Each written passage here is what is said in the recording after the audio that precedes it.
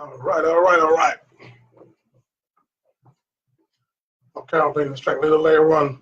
So we're back live again, and this the title of this track, or the title of this live rant is "The Black People's Guide to Shopping While Black."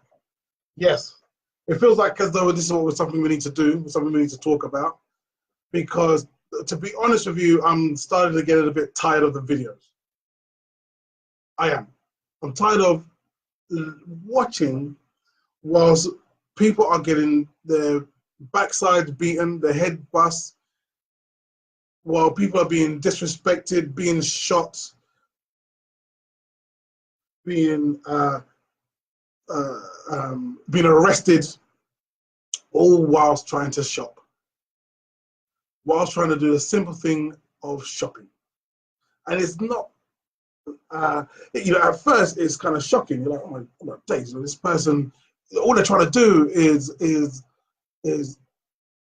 something simple, like they're in there, they're in the shop buying your thing, they're in there patronizing you, they're in there giving you money, and they have the audacity to want to fight the person. This man is only in here trying to cut, and you have the audacity to tell him he can't even hold his own mirror to look at his hair.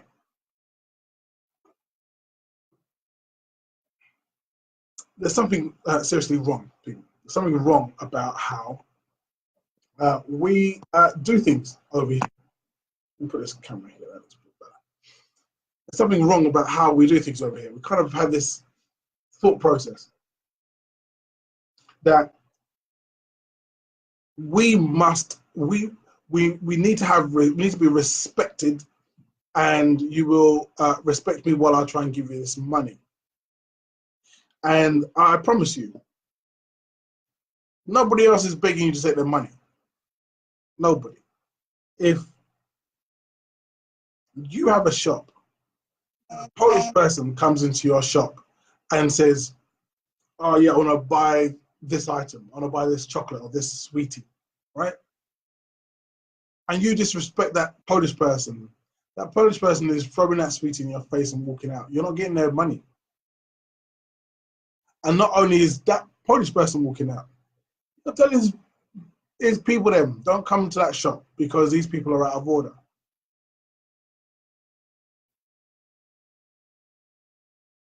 But what I've been seeing is that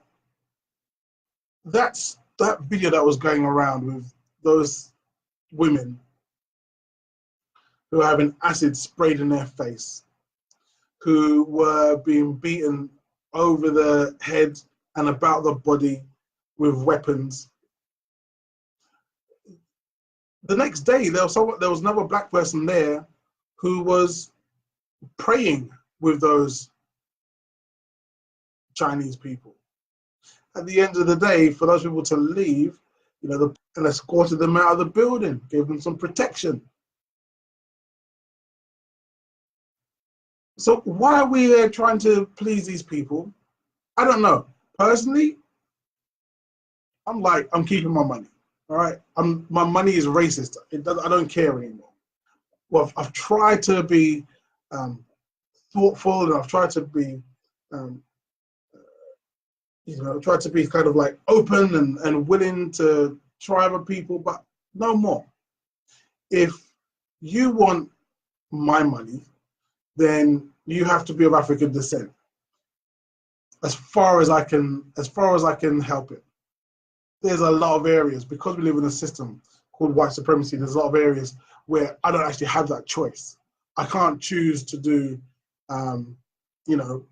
pay my gas bill to somebody who's of African descent. Doesn't exist. Even if I was in Africa, still doesn't exist. I cannot choose to say, okay, I want to pay my electricity bill to someone of African descent, because that's not available as well. What I can do, I do know that there is going to be a large part of my income that is going to be spent elsewhere around, about my day. So I can choose as to where I buy clothes from. I can choose as to where I'm going to buy food from. Even if it's something as simple as just buying, a plate of chips, I can choose as to where I'm going to do that. There's no reason why you must be sitting here begging people to take your cash, take your card. If you're there waiting for like Starbucks, I haven't been back to Starbucks. I don't want to go back there because I know that there are a lot of people making a lot of money out of us sitting there and then getting arrested for just sitting in their establishment. I'm watching while people are being shot outside of shop because the person in the shop called the police on the man that was outside the shop. That was Eric Garner. There's people out there who are trying to get a service from somebody who doesn't look like them. And that look like them decides, I'm calling the police on you.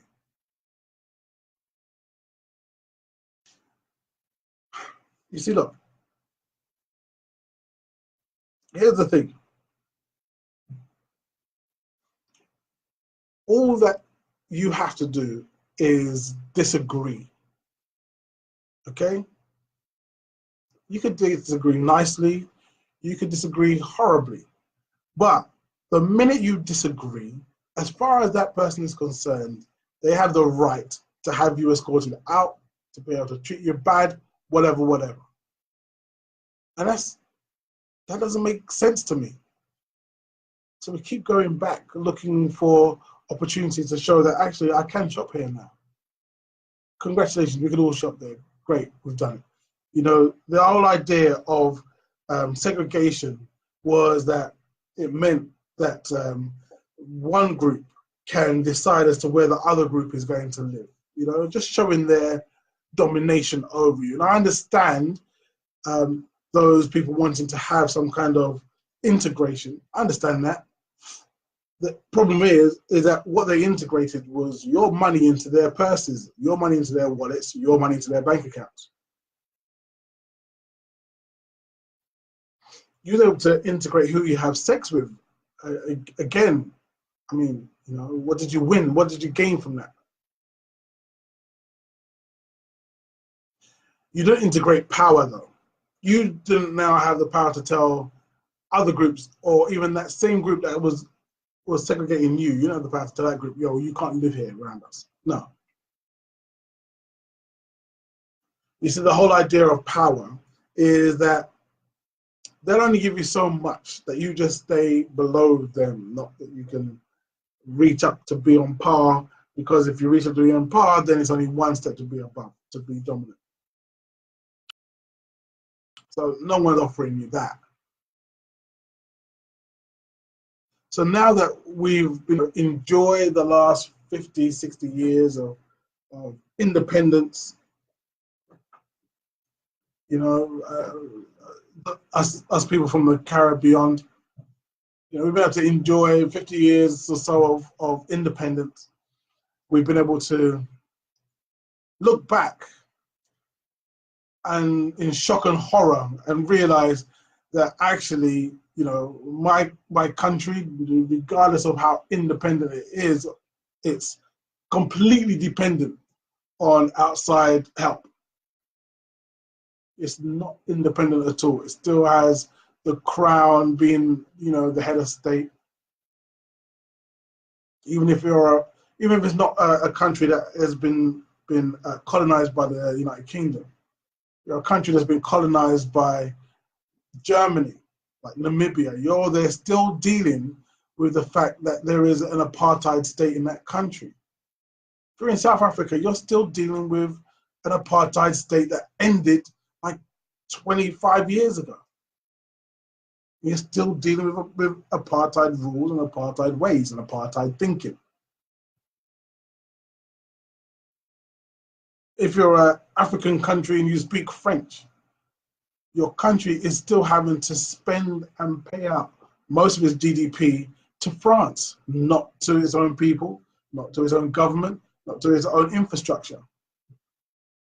So continuously, and in different areas, we find that we have been bamboozled into thinking that somehow we've got to win because we can spend money with these people. It's not a win. All you're doing is taking your money out of your community and putting it into another community. That's all that's happening.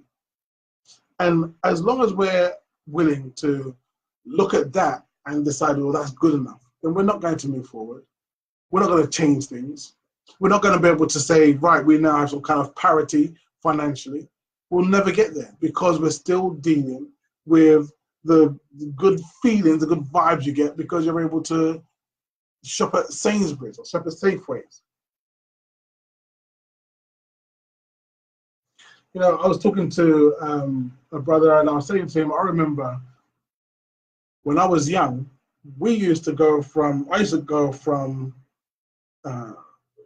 Southeast London on my bike over to Brixton to go and get my hair cut.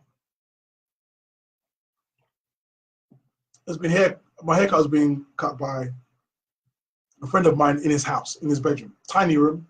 And while I was coming from my side of town, there's another brother coming from Peckham, and he's getting his haircut sitting next to me. And we get to talk and we get to chat and get to know each other and so on and so forth. And that is all out of being able to say, you know, I am willing to bypass all these different barbers in order to be able to spend my money with that person. I didn't know, I wasn't conscious of the fact that I was being discerning with my money. What I did know was that over there was a lot of fun, some jokes, we talk about girls, blah, blah, blah, blah, blah, and you get your hair cut. So why wouldn't you? You see, the thing is, this whole idea of group economics has to be driven by where you are mentally and where you are as a peer group. Because if the group is suffering, if there is no peer group, there is no community, then there will be no community spending. The community spending is a symptom of the community that you actually have. No community spending. There's no point talking about group economics if there's no group. There isn't. There's no point.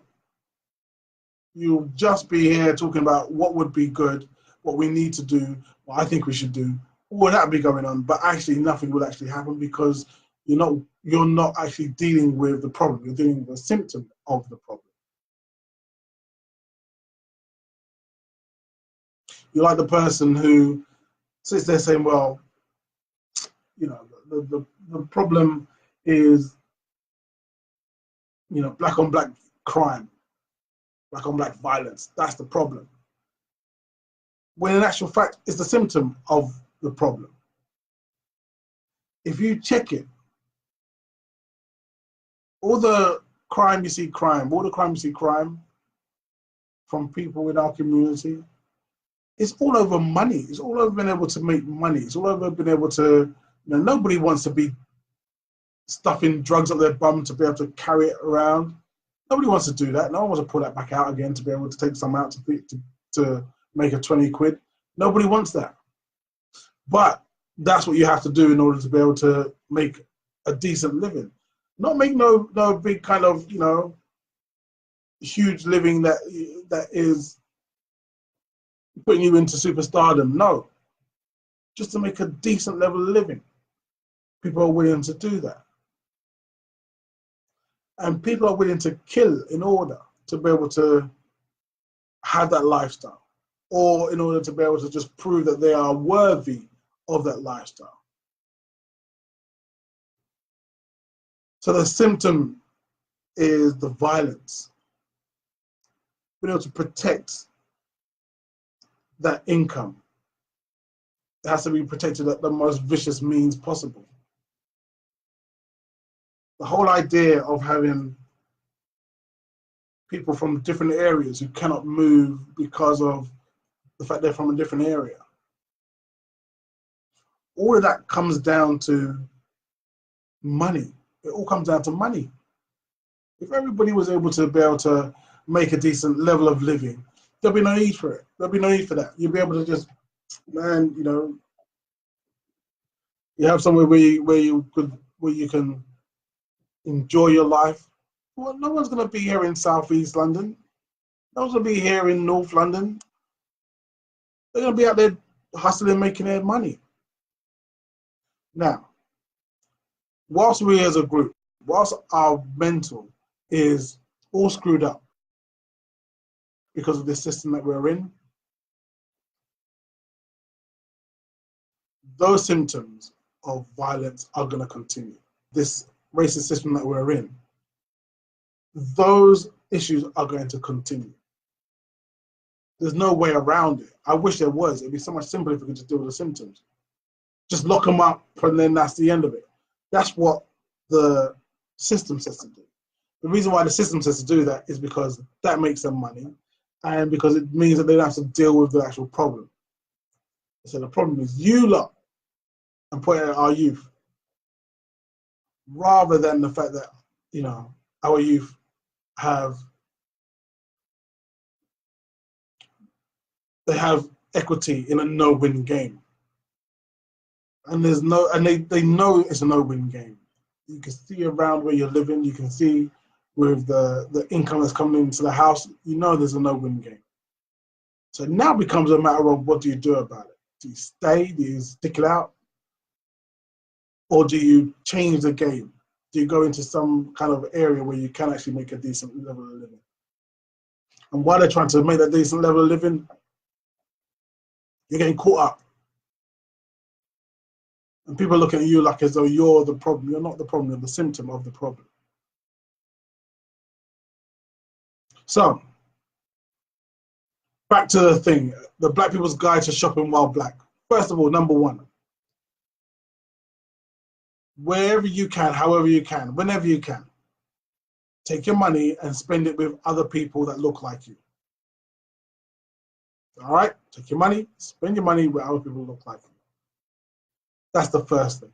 Whether it is around your food or around your clothing, those simple things, buy it from people who look like you. If you find that those places are more expensive because of the fact they don't have enough customers, your job is to get other people to come with you to go shopping. Get another 4, get another 5. Get that business in a position where they can bring their prices down because they have enough people coming through the door. That made them have to look at the fact that they're only bringing a few people, so they have to buy small quantities. So the small quantities they're buying means that the price is higher, which means they have to sell it onto you higher. Don't do that. Bring more people into the business. Bring more people to come and shop there, so that more people know about it, so that more people spend there, so that this shopkeeper can bring their prices down. That's the first thing. Second, if you find an area that is being dominated by another group, and you cannot find someone of your own your own ilk to be able to provide that service, let's say, for example, getting your nails done. If you find that is a problem, or if you find that getting your hair done is not a problem, then you now have found a niche. You've now found a need in your community that requires a new business. Get on it, set up a business, and start selling that. If you find that you are in a situation where there is only one place to go to buy something is from someone who is not from your community, understand that these people are not your friend. These people are not here. They don't like you. Don't go in there expecting the best service, because you're probably not going to get it. Your job is to go in, get what you need, and get out. Go in, get what you need, and get out. Not go in and expect the best. No, we're way beyond that now. There was a time where, it was important to like keep up the facade.